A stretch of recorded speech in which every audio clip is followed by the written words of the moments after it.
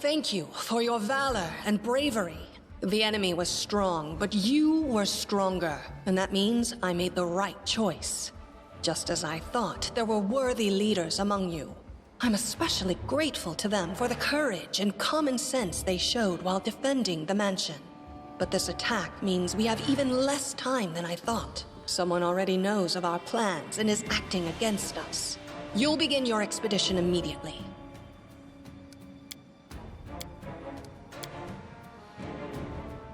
Lady Aldori, please, I know who arranged this attack. The vile king of Pitax, Iroveti. What's more, I know who among us works for him. Hey, you! Show everyone the ring you're wearing. You think I wouldn't recognize Iroveti's seal? That's why he wasn't killed. The bandits recognized him as one of their own by this signet ring.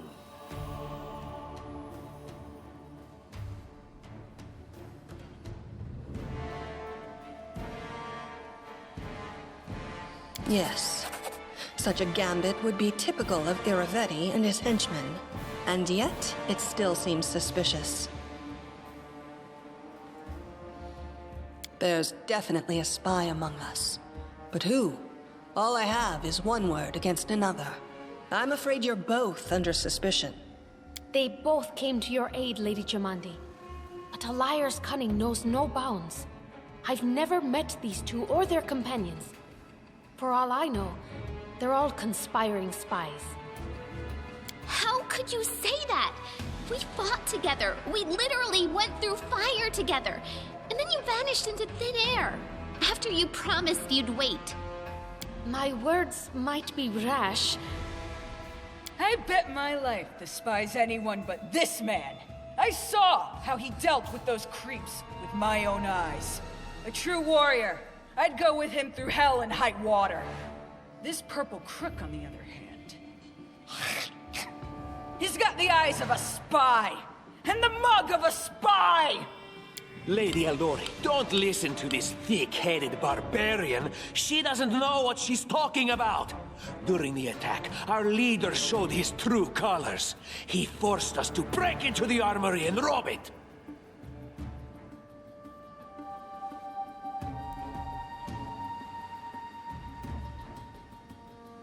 Considering the circumstances, that was more than reasonable.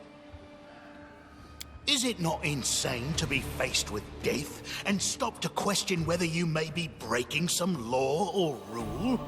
Our leader acted wisely. There is a difference between initiative taken in battle and blatant arrogation. How can someone who disregards authorities be a leader himself?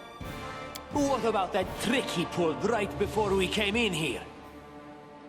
He knew very well you were fighting the enemy, but instead of rushing to help you, he dallied as long as he could, dropping everything to save people from the fire, even though the guards were handling things just fine. He was obviously hoping to show up too late and find you already dead. Really, Tartuccio? You're seriously trying to blame someone for saving people from a fire? May Shellen spare me from ever having to make such a choice, but he behaved decently as a true leader. A true leader is someone who has their priorities straight, not someone who would put a valuable ally's life in danger for the sake of some servant. Enough squabbling. I'm still not sure which of you I can trust. However, the risk of entrusting the whole affair to a spy is too great. Here's what we'll do. 2 teams will head out. That way, I'll know at least one group can be counted on to serve my interests in the stolen lands. Lady Aldori, most of those who are to set off for the stolen lands have been killed. Those who yet live will require help. Please allow me to join the expedition. I'm sad to lose such a talented warrior. But you're right, Valerie. They have greater need of you right now. Go, and may Abadar keep you. Which of the 2 teams would you prefer to accompany? If Tartuccio allows, I would join his team. Forgive me, but I don't appreciate your willfulness. And I like our leader. What wisdom lies in minding orders, laws, and rules in the face of oblivion, knowing not whether you'll be alive tomorrow? I will go with his team. Our leader is good in battle, but I don't like all the spiritual agonizing. I prefer those who can act without wasting time helping every little pipsqueak. Those like Tartuccio.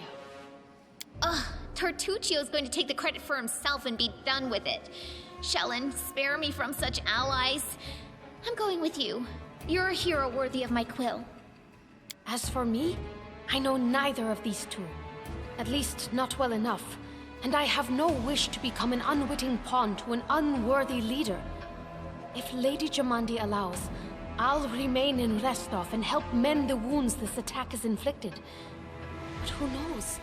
The road may bring me to the Stolen Lands, but not yet. I don't even need to think.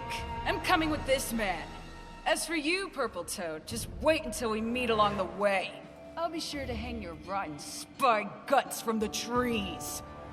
All right, we have two teams. To avoid unnecessary conflict on the road, you'll each take a different route to the Stolen Lands. Tartuccio's team will go through Navakta's crossing. The garrison commandant will provide him all the help he needs. You will take your team to Oleg Levitin's trading post. He's been complaining about the Stag Lord's bandits for a while now. There, you'll be provided with all the necessary travel supplies. I'd like to believe you, but I know all too well how convincing traitors and spies can be. If you're truly innocent, I hope you can forgive me this precaution. While you're away, Keston will investigate the night's events and learn who in Restov is working for Pitax. But you should know that it isn't just Pitax we need to worry about. The Royal House of Sertova may also interfere in our plans. I've managed to keep this affair a secret from them so far, but that can't last long. By my estimations, you have no more than 3 months. After that, any feats you accomplish will be pointless. And now, farewell. This battle was but the first ordeal along your path, and you overcame it as true champions of Restov. May the obstacles that follow also fall to your feet. Fear nothing, my friends, and return victorious.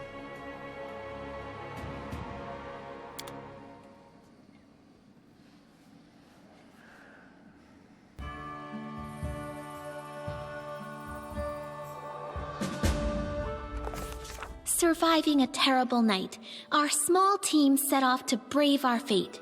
Beware, Stolen Lands. Heroes are on the way.